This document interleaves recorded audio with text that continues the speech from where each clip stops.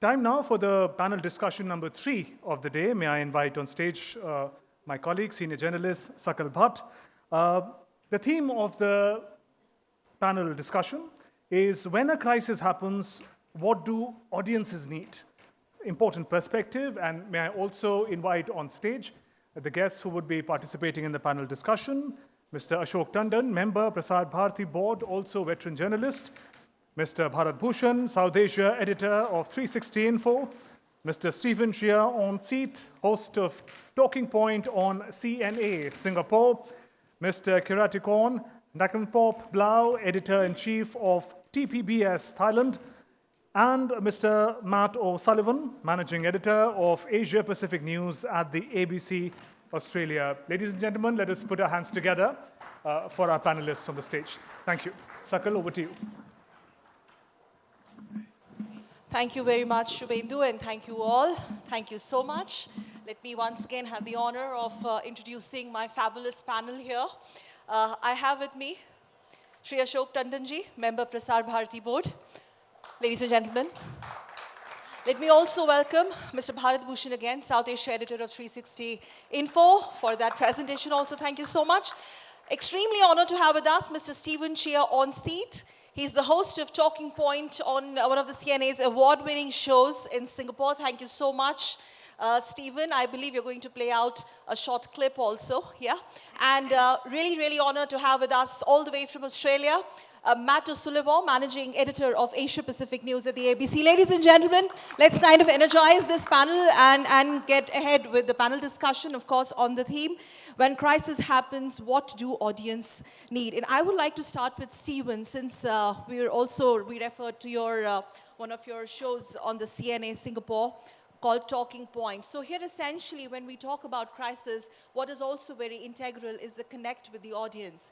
In earlier discussions, we talked pretty much more as far as the reporter's narrative or the template or on-ground reportage is concerned. But now let's kind of switch sides and talk about the audience, the viewer who is watching us, the crisis reportage in their living room, what goes on in their mind, especially what are their expectations? What is it that they're looking for? That's the million-dollar question, right? What is it they're looking for? Well, we hope we've hit the nail on the head.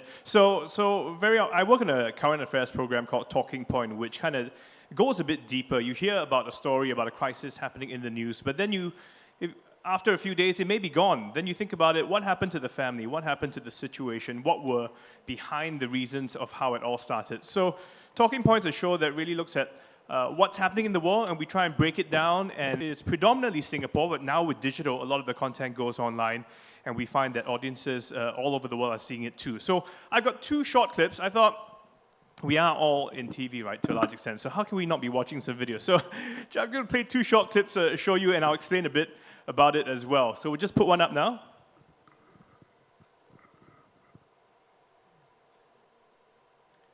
Can we have the clipping? The gut begins with my mouth and includes the esophagus, the stomach, the small intestine, and the large intestine, where it ends. Living inside our gut are trillions of bacteria, viruses, and fungi known as the gut microbiome. And this microbiome plays a very important role in your overall health by controlling your digestion, immune system, metabolism, and even mood.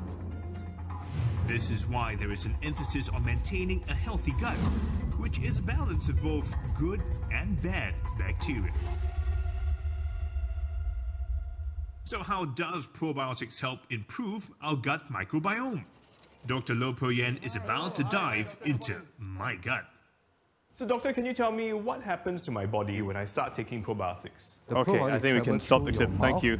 So I just wanted to show that because... can go past your stomach and in order to reach the intestine. Once the probiotic reaches we can stop the clip, please. You will try You can stop, yeah. So you missed the first few seconds where I was basically standing in front of a green screen and they took a picture and then it became that. But the whole idea was, again, sometimes as you talk about something, we cannot assume that people know the parts of the body or where the organs are. So again, breaking it down, making it very simple for people to understand.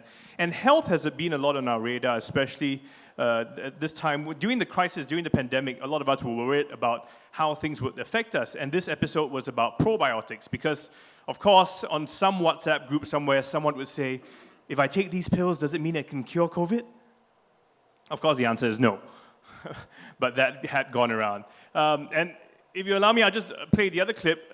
This was another thing that was very predominant as well during the pandemic, exercise. Everyone was out and about because that was the only thing you could do. Just put up the clip, please, anytime you're ready. And pardon me if I keep talking because it is what I do for a living, so as long as you don't play the clip, I will just keep talking. And You you may know play how the it works. clip while Steve does the talking. They can You know play how the it clip, is, you right? do the talking. Look at this. Look at what the girls are using, so I feel a bit shy.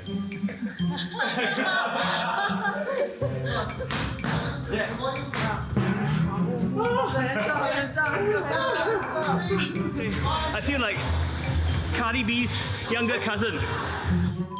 Hey guys, it's Steven here. Now I know you like to see me try new things, so I've signed up for a bunch of fitness classes from CrossFit, boxing, spinning, HIIT, even a Spartans boot camp. I work out maybe about once or twice a week. I've tried HIIT before. Okay, I go to thank the you. Gym, but I'm still not sure if I'm ready. So this was a clip we made that went direct to our digital platforms. It never went on TV, it went on YouTube. And again, it was about, because a lot of people in Singapore were going out, trying all sorts of different exercises. And in this clip, we also speak to medical experts to highlight some of the dangers if you jump into something without preparing for it. So I think what I wanted to share is essentially that when we create content, it's very much about who are we creating it for and how do we engage them in a way that is relevant to their daily lives. Otherwise, it's a bit useless. You could have the best graphics, but if no one's interested in it or paying attention to it, then it's kind of pointless. And just in case you're wondering, you know, I said I feel like Cardi B's younger cousin. You know who that is? Cardio.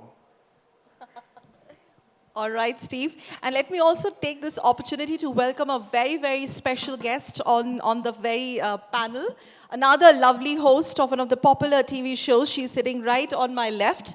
Let me welcome Kiratikorn, Naksompop Blauw. She is the editor-in-chief of the Thai PBS World. Ladies and gentlemen, very lovely Kiratikorn sitting here. And she's an English language, she works with the English language news service in Thailand. And she also teaches radio production. So that's a very diverse field. And she's been associated with television since 2008. And she believes that good journalism is a powerful tool that can enable or even make real change in the society. Thank you so much, Miss. So as an enabler of change in the society as a tool, especially during the crisis reportage, and with your experience that you bring to the table, what are your expectations as far as this whole audience expectations when you're talking about a certain crisis hitting the nation? So you're talking about the expectation of Yes, audience's mind. audience mind. Okay.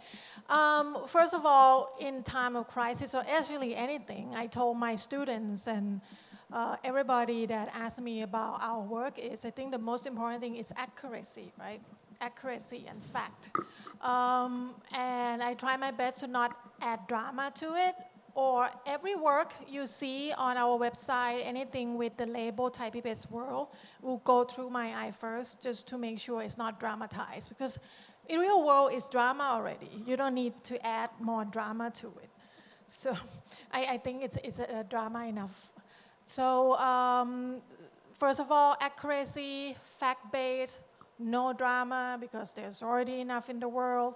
And I think that real thing, that what's happening, what's going on in different places is what people expect to see when they turn on the news, because that's what they want from the news. Essentially, what happened, who do it, where, when, and possibly why. Why usually is something a lot of news people don't ask the person that commits such act. But why is actually something that will get you inside of why that thing happened. Ashok Tandon ji, member Prasar Bharati board, just an insight how the Indian broadcasters look at this whole thing, where audiences, where we treat our, sir, it's on. Yes, where we treat our audiences as stakeholders, very, very important stakeholders, and that's where the role of the public service broadcaster during crisis, during conflict, comes in. Of course, people, the audience, Sir, it's they working. expect Yes, yes. truth and trust Okay. from the media. And for that, the credibility is a very important issue. And if I may say so, the Indian public service broadcaster over the last 7 decades has been able to win the trust of the people through its credibility. But incidentally, right now, the Indian media is passing through a crisis of credibility. With the huge number of television channels, social media, and other platforms, and we are indeed passing through a challenge of credibility. And this situation which we are facing today, and I know most of the countries are facing, most of the democracies are facing this situation. Our founding fathers, our constitution had perhaps had some idea about the situation which may come, at least in India, sometime after independence. One example I will give you is when the Constituent Assembly was discussing the freedom of speech and expression, fundamental rights.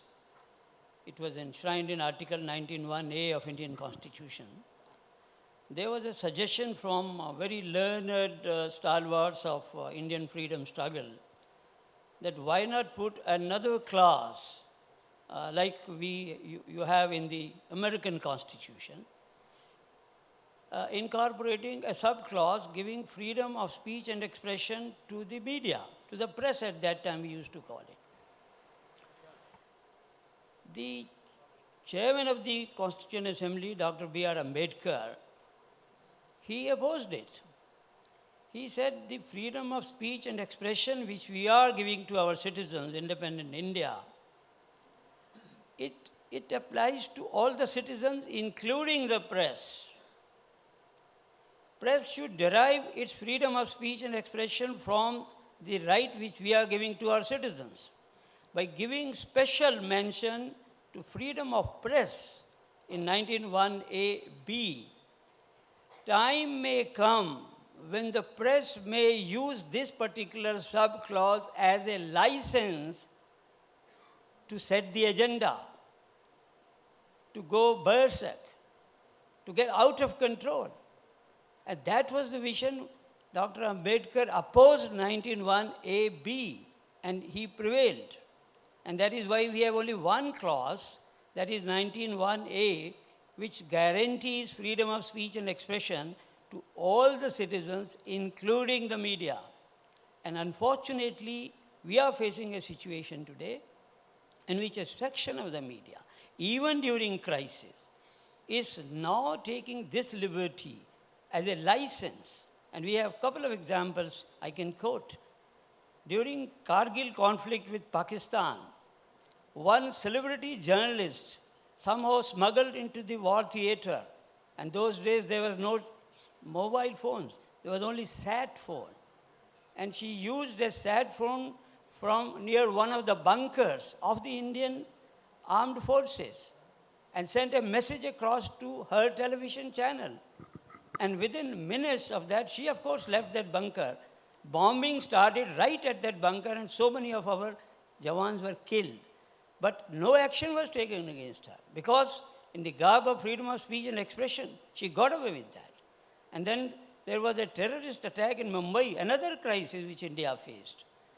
The freedom of speech and expression allowed most of the television channels to report live how the terrorists are operating from a particular hotel. So, And that was being watched by those who were, in fact, conducting the terrorists from across the border. But no action was taken against those journalists, although we had to pay a very heavy price. So what I'm trying to say is, during crisis, people expect truth and also trust. And such incidents, they undermine the trust which people have in the media. So as far as, Indian media is concerned, as we can very claim very boldly that India is second largest democracy in the world. In fact, the largest democracy in the world. We have a free press. We have checks and balance system. We have judicial review. And therefore, guaranteeing freedom of speech and expression to the media, unfortunately, is now being misused even during crisis. So, this is one aspect which I All right. wanted to highlight. So, Matt, now this one is for you. How important or essential or critical is deterrence? Who draws the line? That's a very good question. For us, it is our emergency services. As an emergency broadcaster, we have a responsibility to get it right, as was mentioned before. Accuracy is crucial. There are three things our audience expects from us. One is that we help them to be prepared. So outside an emergency, what do I do if there's a bushfire? What do I need to think about? When do I leave? When do I stay? What do the alerts mean? When that emergency happens, people need to know, where is this fire? What's going to happen? What is happening? What do I need to do right now to survive? It's a matter of life and death. And what's likely to happen next? That is crucial for us to get right. And we take our cues from emergency services in that perspective. It's the only time we'll let anyone tell us what to do, but we have to rely on them. What about getting it right. encounters? Sorry? Encounters. Now, bushfire is one thing. What about critical reportage, like encounters and conflicts? I was going to say that there's also a point where we have to question the information we're getting during a crisis. There are also times we have to hold the people to account who are making the decisions. And that was especially the case during COVID, where in Australia, we were following an emergency broadcasting model in putting government information to air, but it became very clear that some of those decisions were more about politics than about health.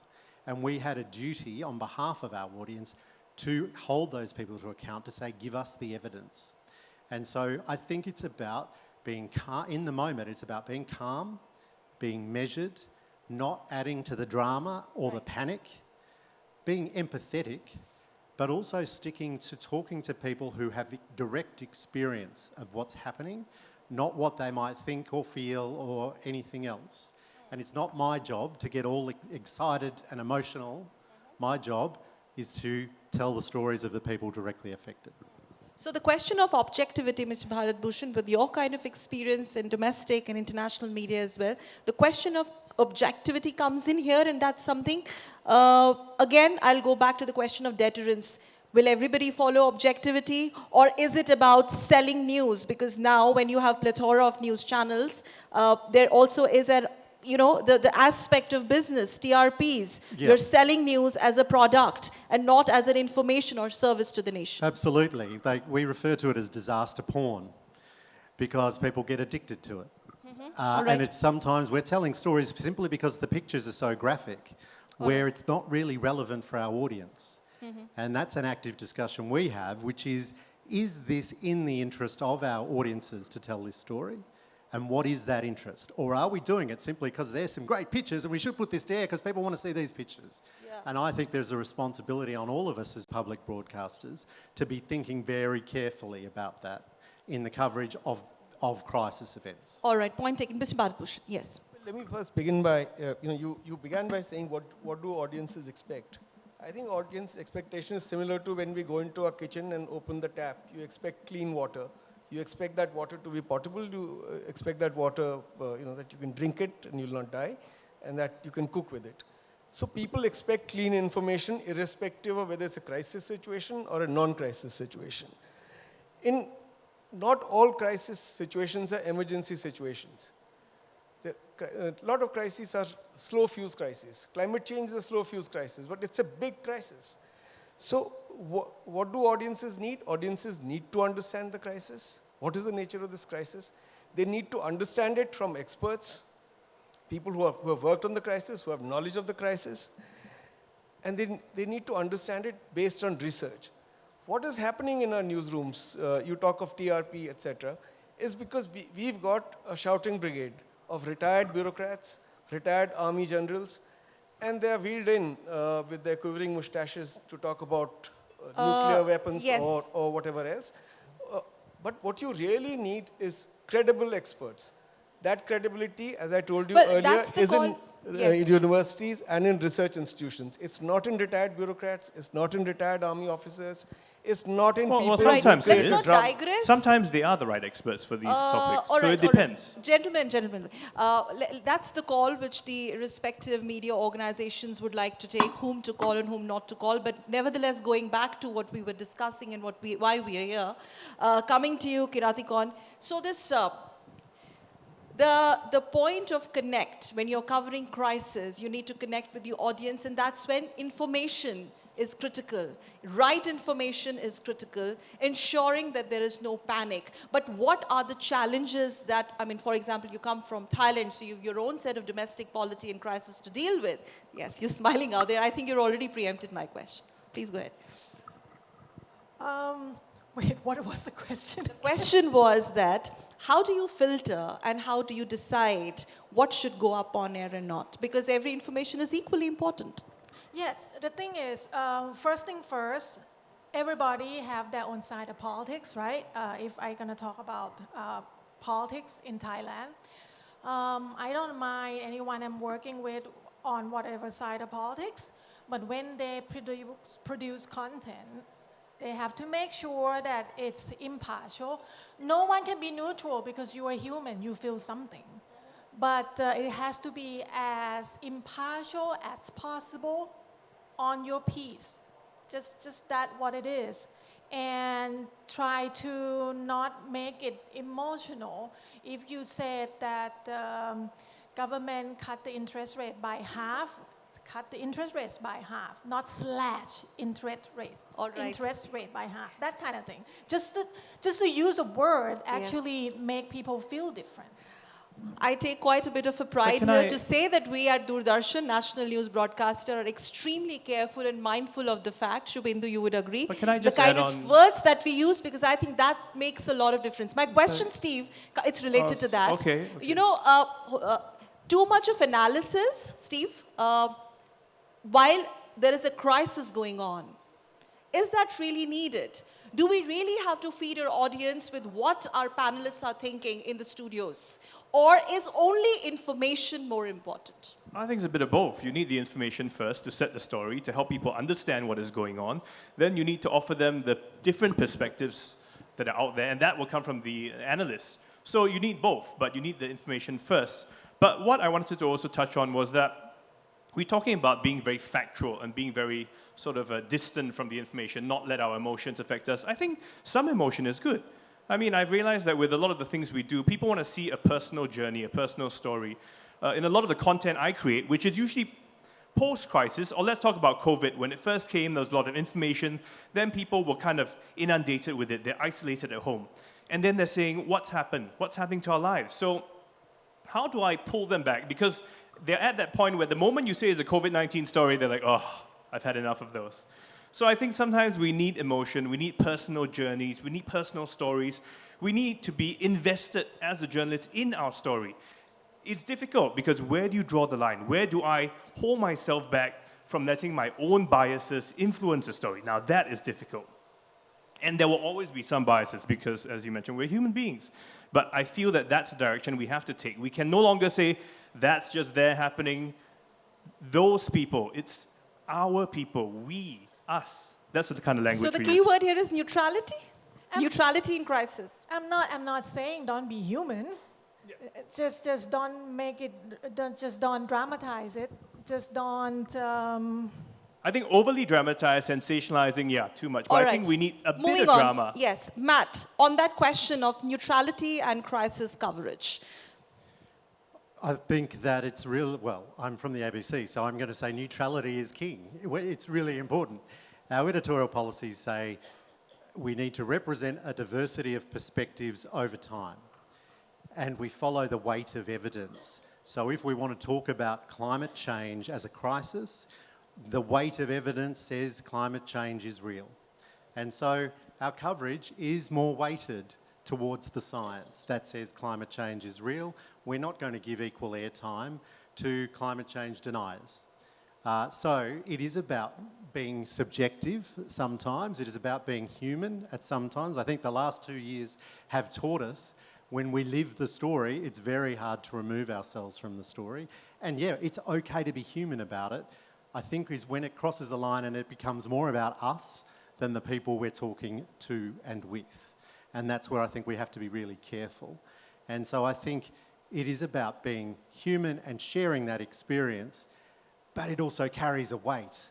If there's one thing I've noticed is I'm really tired after the last few years. We started with massive bushfires at the end of 2018 into 2019. Then we're in a pandemic. Then we're in another pandemic. Then we're in another wave. And then we're in a war in Ukraine. And then the Queen dies. It just goes on. It's been going on and on and on. And everybody's just so tired. And that's when it becomes really hard to make good decisions. But then I'm talking about being impartial, though. Like if you talk about politics, there will be people that like my prime minister now, and there will be people that don't really like him, and there will be people that just don't care about politics. Those are the three peoples. If we have weekly shows and we pick main topic every week, and we will try to pick like both sides of the story, or if there is the third side, there will be pieces that cover all sides to make it round. That's what I'm talking about. I think what you said yesterday is the mantra that we live by, which is if both sides are complaining about you, you know you're doing it right. And that's what we try to abide by as well. All right. As far as we all are on the same page on the topic what we are discussing, Bharat Bhushanji, again from you, we would like to kind of understand. We discussed objectivity. I'm sorry, this one is for Ashok Tandonji because this is from Prasar Bharati perspective. Ashok Tandonji, we discussed about neutrality part, the objectivity part, and the deterrence, who draws the line. Now talking about you shared your concerns also. I mean, we really appreciate that. But just to kind of tell our audience and Prasar Bharati and the network of Prasar Bharati, we also have challenges. We also have this the challenge, different sets of challenges that maintaining the autonomous structure also, yet speak on behalf of the people and not on behalf of the governments at the helm.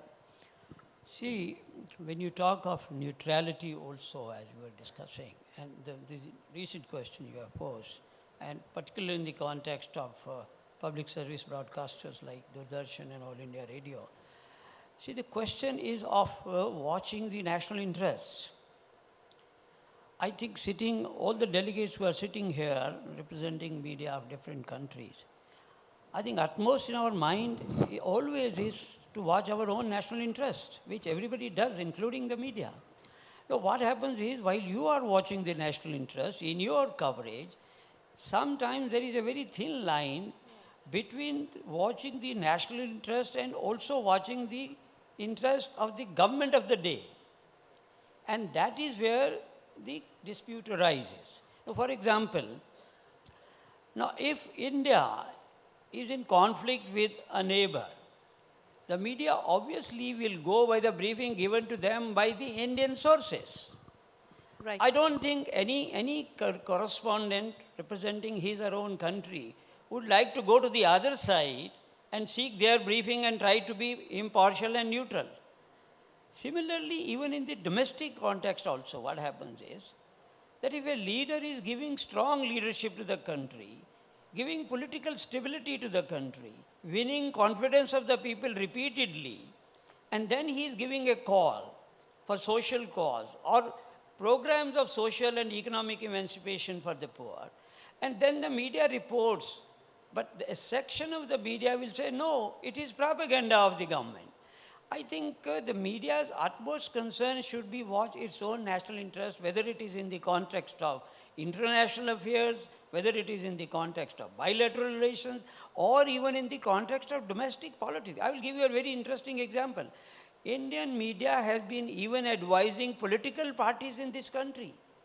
In 2009, when now ruling BJP was in very bad shape, if I am not wrong, even editors like Bharat Bhusan and many other editors were advising BJP to put your own house in order. Not me. Okay, for the sake of survival and strengthening of Indian democracy. And the same media editors now are advising an opposition party which has been ruling for so many decades in this country is in bad shape. Our media is advising that particular party also put its house in shape so that Indian democracy can be strengthened. That kind of advice Indian media has been giving. But unfortunately what happens is a section of media will see politics in it. And they try to say, no, no, it is all biased. It is all government propaganda. So I think the media, which Indian media by and large has been adhering to all the articles of faith and including the constitution, its responsibility.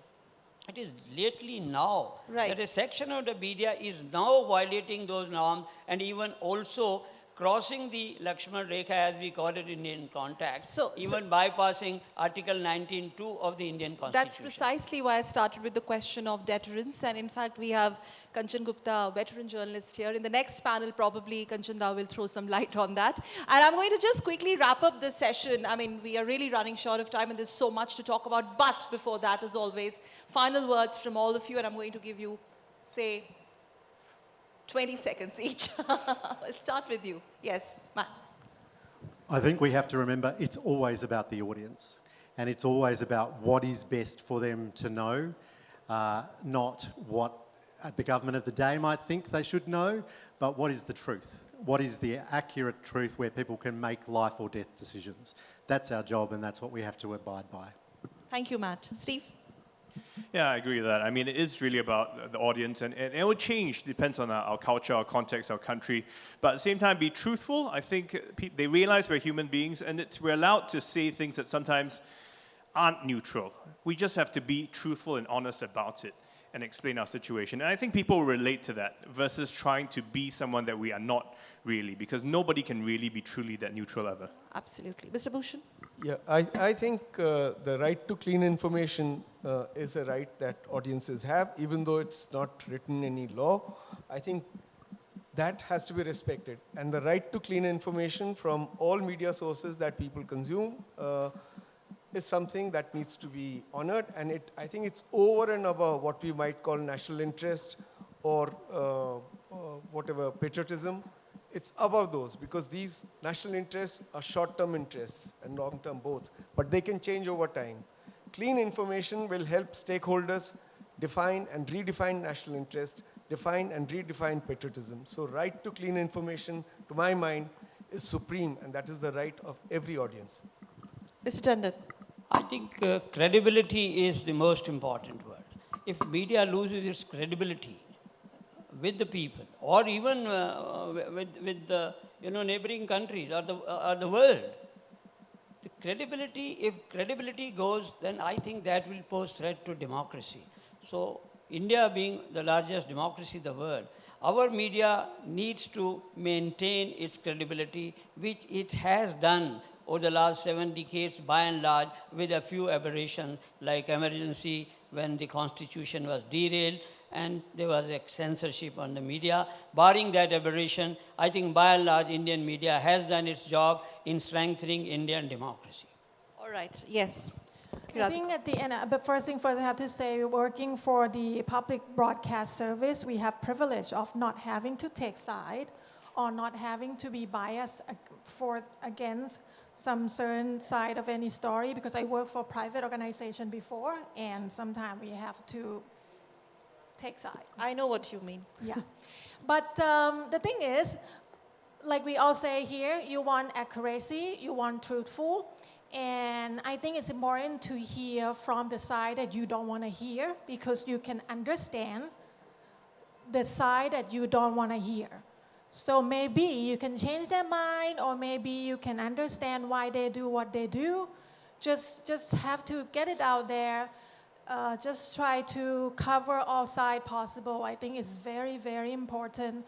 Of course, no one tells you to not feel anything, but make sure every side heard, I think is very important.